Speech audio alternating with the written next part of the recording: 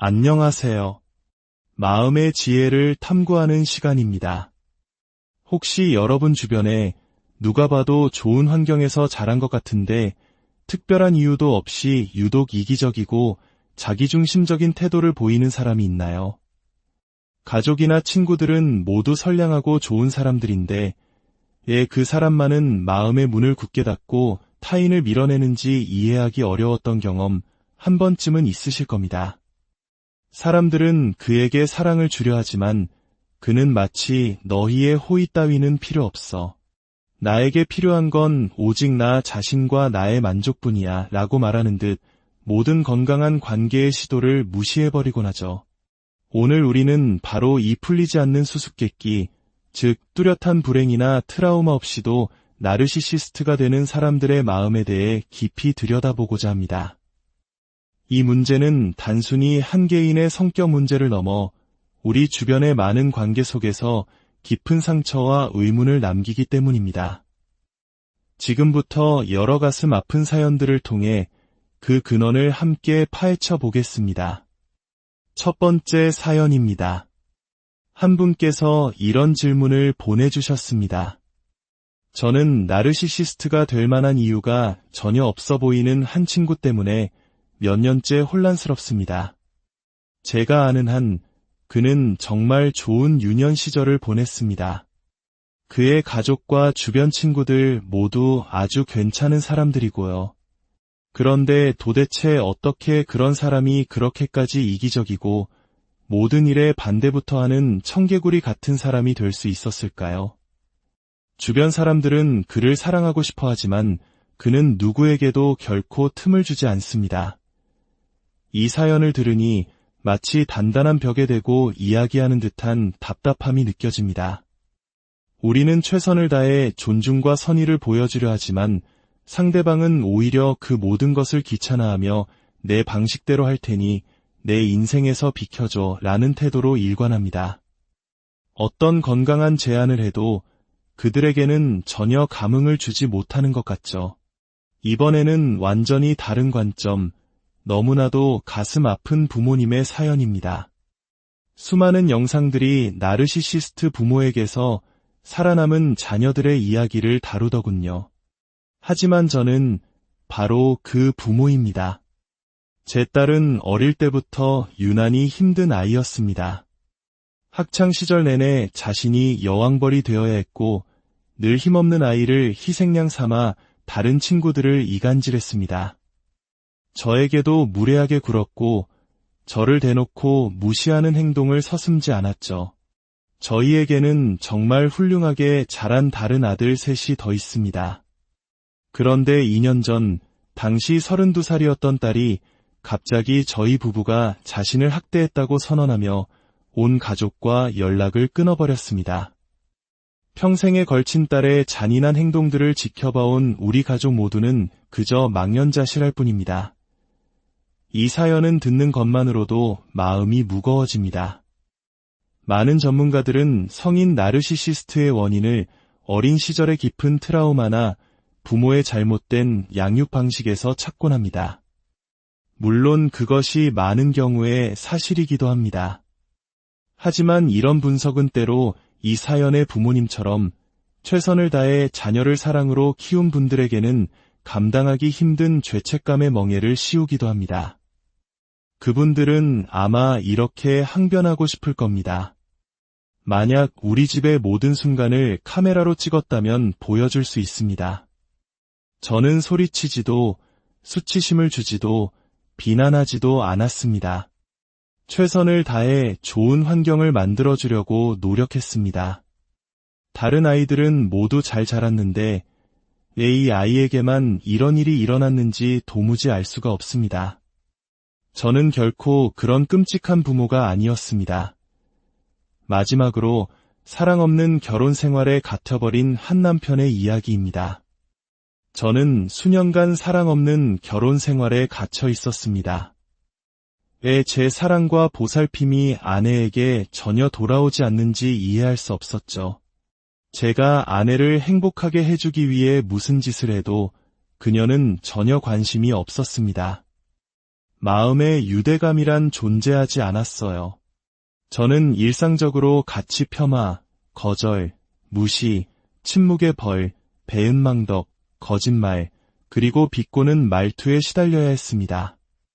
심지어 아내는 현실이 아닌 환상에 기반한 굴욕적인 이야기를 지어내고는 그것이 실제 있었던 일인 것처럼 말하기도 했습니다. 저는 끝내 이해할 수 없었습니다. 왜 저의 사랑이 결코 그녀를 만족시키지 못했는지를요. 이 세 가지 사연은 각기 다른 관계 속에서 나타나지만 한 가지 공통점을 가리키고 있습니다. 바로 이해할 수 없음입니다. 선의와 사랑을 베푸는 사람들은 상대방의 차가운 반응 앞에서 깊은 자괴감에 빠지기 쉽습니다. 주변 사람들은 당신이 뭘 잘못했겠지, 노력이 부족했던 거 아니야? 라며 쉽게 말하지만 당사자는 정말 최선을 다했다고 말하고 싶을 겁니다. 그리고 많은 경우 그 말은 사실일 수 있습니다. 그렇다면 진짜 원인은 무엇일까요? 이제 저는 많은 분들이 받아들이기 불편해할 수도 있는 하나의 진실에 대해 이야기하려 합니다. 그것은 바로 지금 이 지구상에 존재하는 모든 인간은 나르시시즘의 잠재력을 가지고 있다는 사실입니다. 이것은 인간의 이중성이라는 개념에서 비롯됩니다. 우리 모두는 선하고 사랑이 넘치는 교감을 나눌 수 있는 능력을 가지고 있는 동시에 부정적이고 해로운 행동을 할 수 있는 능력 또한 가지고 있습니다. 그 스펙트럼은 극단적인 악의 형태까지 이어질 수 있습니다. 우리 각자의 내면에는 빛과 어둠이 공존하는 것입니다. 저는 종종 나르시시즘을 인간 성격의 어두운 그림자라고 부릅니다.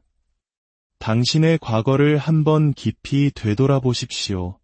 아주 행복한 유년기를 보냈을 수도, 끔찍한 어린 시절을 겪었을 수도 있습니다. 하지만 환경과 상관없이 당신에게도 분노와 혹독함의 순간들이 있었을 겁니다. 화를 참지 못해 심하게 떼를 쓰거나 이성을 잃고 불합리하게 행동했던 적이 있었을 겁니다. 당신의 조급함이 걷잡을 수 없이 커져버린 경험, 별다른 이유 없이 방어적이 되었던 순간, 불안감에 휩싸이거나 타인을 저지멘탈하게 판단했던 경험. 우리 중 누구도 이런 경험에서 자유로울 수 없습니다. 결국 문제는 각 개인이 궁극적으로 나는 내 자신을 성찰하고 내 삶의 긍정적인 면과 부정적인 면을 냉정하게 들여다볼 책임이 있다고 인정하느냐에 달려 있습니다. 외부의 영향이 아무리 거칠었다 할지라도 최종적으로 자기 자신이 어떤 사람이 될 것인가에 대한 책임은 스스로에게 있는 것입니다. 제가 보기에 진정으로 깊이 있는 분석적 사고를 통해 자신을 성찰하는 사람은 그리 많지 않습니다. 어림잡아 전체 인구의 20% 정도만이 내면을 들여다보고 자신이 누구인지 고민하며 더 나은 사람이 되기 위한 방법을 찾는 힘든 작업을 기꺼이 감수합니다. 나머지 80%의 사람들은 그러지 않거나 그럴 필요성을 느끼지 못합니다. 그리고 자신의 삶을 깊이 성찰하지 않는 과정에서 조급함이나 짜증과 같은 사소한 부정적인 특성들은 통제되지 않은 채 점점 자라나고 확장됩니다. 이것이 바로 우리가 두 번째 사연의 어머니에게 모든 것이 당신 탓입니다. 라고 말할 수 없는 이유이며, 세 번째 사연의 남편에게 당신이 아내를 그렇게 만들었습니다. 라고 비난할 수 없는 이유입니다. 어떤 사람들은 그저 자신의 문제를 타인에게 전가하며 살아갑니다. 하지만 그 내면에는 훨씬 더 크고 복잡한 문제가 자리하고 있는 것입니다. 대부분의 사람들은 나에게 문제가 있다고 인정하는 것을 좋아하지 않습니다. 특히 한국 사회에서는 나는 문제가 없는 사람, 나는 강한 사람이어야 한다는 사회적 압박감을 느끼기 쉽습니다. 자신의 불완전함이나 결핍을 드러내는 것을 두려워합니다. 어떤 이들은 완벽해 보였던 부모님의 관계에 미치지 못하는 자신을 보며 좌절하고, 또 어떤 이들은 주변 사람들의 가치관에 동의하지 못하면서도 그 갈등을 어떻게 다뤄야 할지 몰라 내면에 분노를 쌓아갑니다. 이처럼 수많은 가능성 속에서 많은 사람들은 자신의 감정과 생각을 건강하게 처리하는 방법을 배우지 못합니다. 그 결과 더 나은 대안을 찾는 대신 가장 손쉬운 방법, 즉 자기중심적인 방어기제를 선택하게 되는 것입니다. 제가 이 모든 이야기를 하는 이유는 이것입니다. 당신의 삶에 나타난 나르시시스트적인 사람을 보며 그 원인을 찾고 누군가에게 그 책임을 묻는 것이 때로는 그다지 도움이 되지 않는다는 사실을 말씀드리고 싶어서입니다. 물론 그들의 성장 과정이나 환경을 이해하려는 노력이 무의미하다는 뜻은 아닙니다. 하지만 결국 모든 것은 선택의 문제로 귀결됩니다. 어떤 사람들은 그냥 자기 자신을 돌아보고 싶어 하지 않는 것입니다. 결국 우리 각자는 스스로에게 질문을 던져야 합니다. 나는 누구인가? 나는 무엇을 믿는가?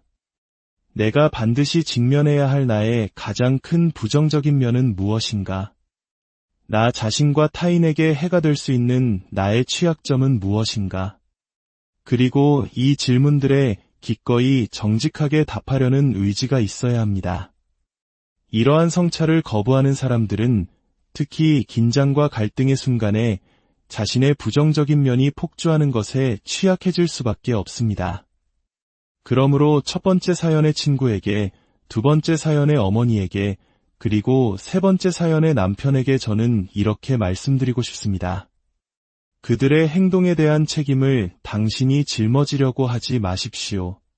오히려 관점을 바꿔 이렇게 생각해 보시길 바랍니다. 나는 내 삶에서만큼은 나 자신을 깊이 성찰하는 사람이 될 것이다. 나르시시스트가 당신에게 나는 나를 돌아보고 싶지 않아. 대신 당신을 분석하고 비난하겠어 라고 말하며 모든 책임을 떠넘길 때 당신은 그렇다면 더 이상 당신과 깊은 관계를 맺을 수는 없겠군요 라고 선을 그을 수 있어야 합니다. 자기 성찰과 책임감 있는 태도는 우리 모두가 선택할 수 있는 길이지만 많은 이들이 그 길을 외면합니다. 부디 남 탓하기 게임에서 벗어나십시오. 대신 나는 이 경험을 통해 무엇을 배우고 있는가? 라는 질문으로 방향을 전환하시기 바랍니다.